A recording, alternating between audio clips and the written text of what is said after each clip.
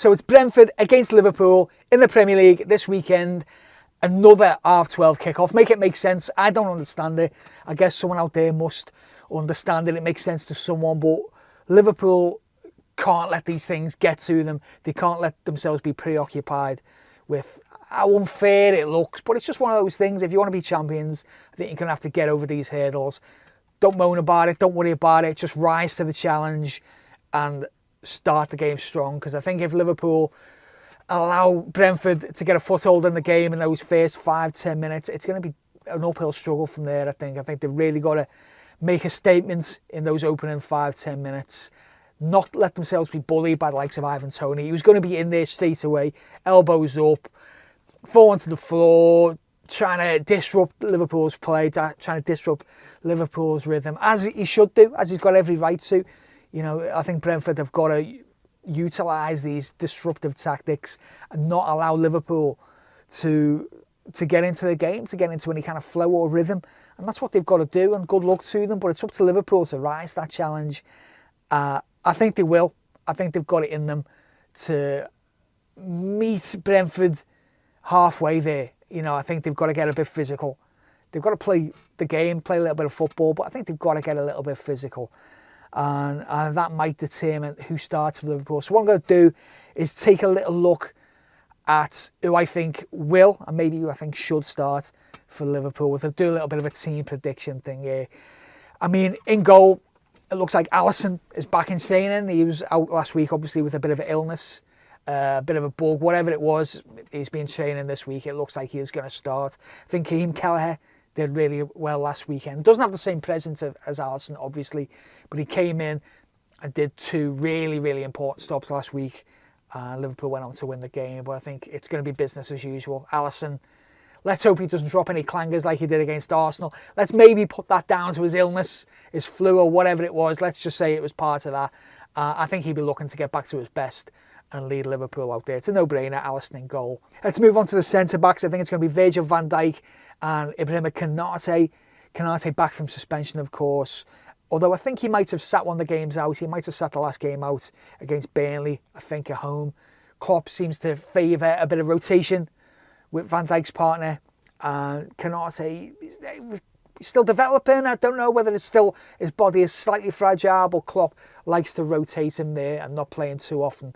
So I think him sitting out for the game, he'll come back refreshed, he'll go in there, and he'll be up for the physical challenge that I think Brentford are going to display there. He's going to have to be strong. He's going to have to be strong in the air, not let the ball bounce, not let any kind of momentum shift. I think he's up to the challenge. Him and Van Dijk have proved to be a really good partnership. For the fullbacks, I'm going to leave that for the time being. I'm going to come back, circle back, because I think there is something to discuss with the fullbacks, as there is with the midfield combination. So let's go straight up front. And I think it's going to be a case of, as you were, with Diaz on the left, Núñez up front, and Diogo Jota on the right. Mohamed Salah's been training this week. But I think he's going to sit on the bench. I'm hoping he's going to sit on the bench and not have to get on the pitch, really, because there's a couple of really big games coming up, starting Wednesday, obviously, against Luton.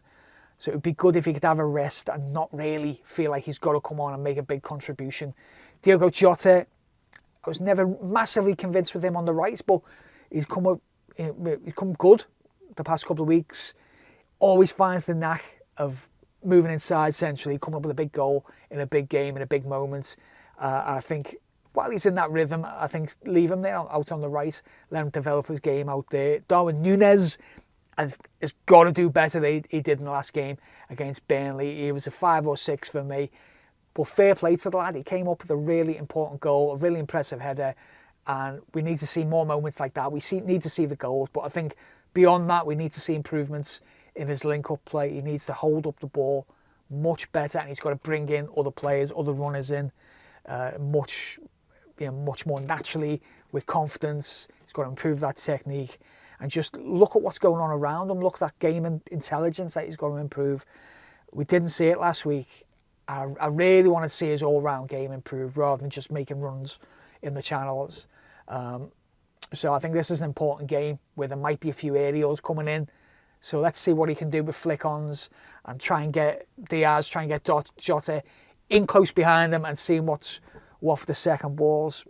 let's see. But I think it's a good opportunity for him to gain rhythm, and Klopp's all about players gaining rhythm. So let's see what he can do with a few games starting in as centre forward, see if he can get a few more goals, see if he can put in some big performances. But I would stick and I would expect that front three to stay the same. Whether it's going to stay the same against Luton on Wednesday or for Chelsea next week, I don't think it will. But for this game, I think it will, at least for the first 55, 60 minutes, then maybe look to change things up. Maybe Gakpo coming in for a bit more control if needed. But those front three are going to be there for me. Let's look at the midfield.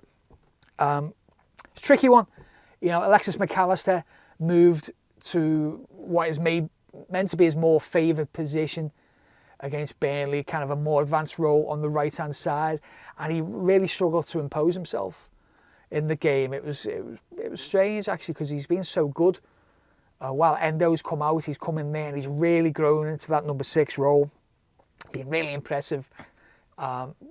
His strength seems to have improved. He's got the composure there, and he can just really calm things down in the middle, but also compete on a physical level. So we thought, well, with Endo back in that role, maybe McAllister can move forward and maybe create a little bit more, but it just didn't happen for him.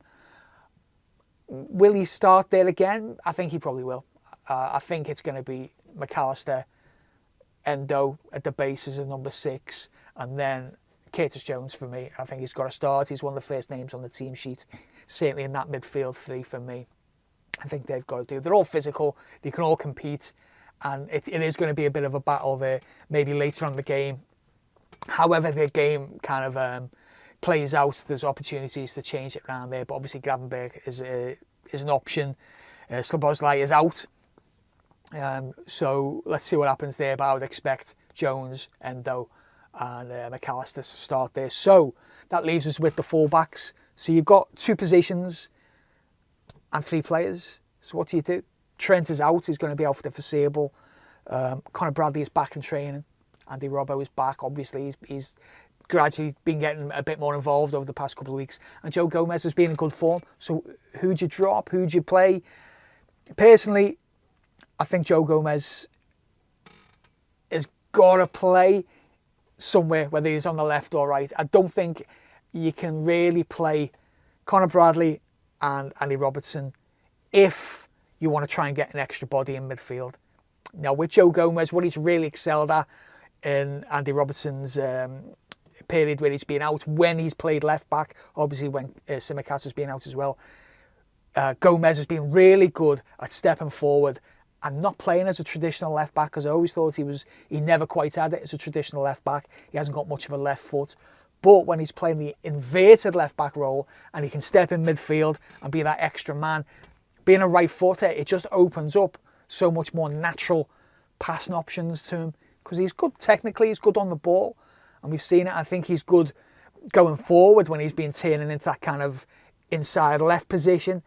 As I say, those options are open to him because he's a right footer, and there's just so much more of the pitch you can choose from.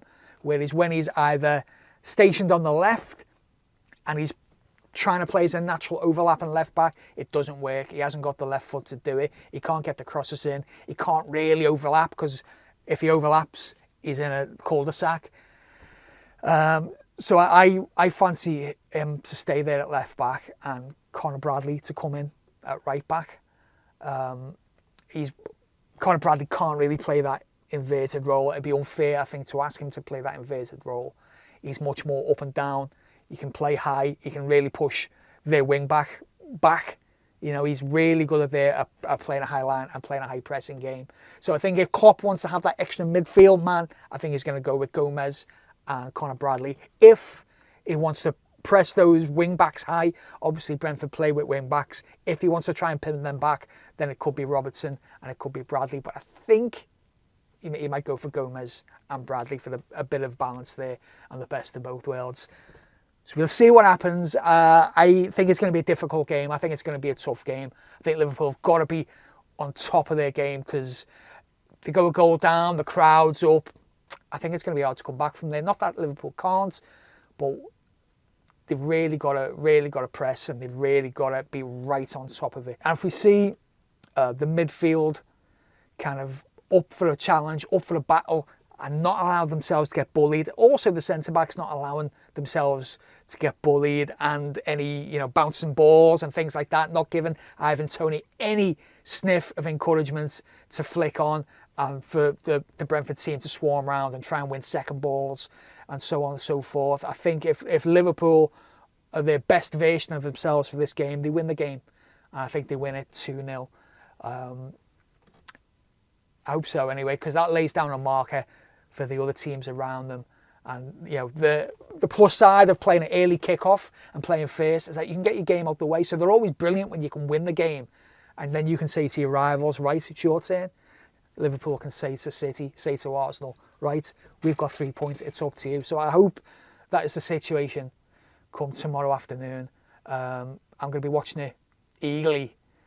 Maybe not quite biting my nails, not quite pacing, but I think it's going to be an ugly game. And I think if Liverpool can come away with 3 points, regardless of the performance so much, that's the important thing. And then they look on to, obviously, a home game against Luton on Wednesday, where they can maybe be a bit more expansive and a bit more expressive. Well, let's see what happens. Up the Reds.